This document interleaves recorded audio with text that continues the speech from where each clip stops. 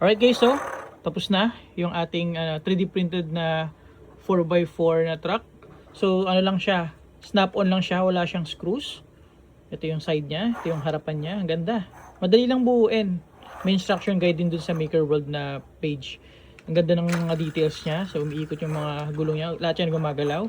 Tapos meron pa nga siya ditong may fan pa siya dito sa likod.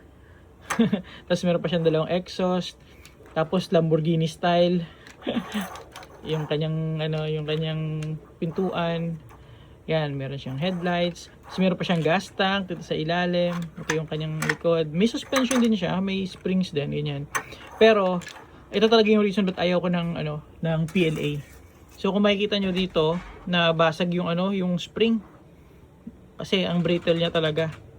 So nagprint ulit ako ng panibago gamit ang PETG, tapos ang pinrint ko na is yung isang variant, yung yung square or flat type na suspension. And okay naman. Nagawa naman ng tama. So ayun, panoorin niyo na lang yung build montage na pinost ko noong nakaraan. Alright, so another day, another print. Magpiprint pa ako ng marami nito. Ito, may bago akong piniprint. This one is naman, tag ito, dump truck. So sabi ko kay Gio, display lang to, display toy lang. Iipunin lang namin, hindi niya pwedeng paglaruan kasi masisira syempre. Pero pwede niya laruin pagkasama ako para mag-guide ko siya. Alright?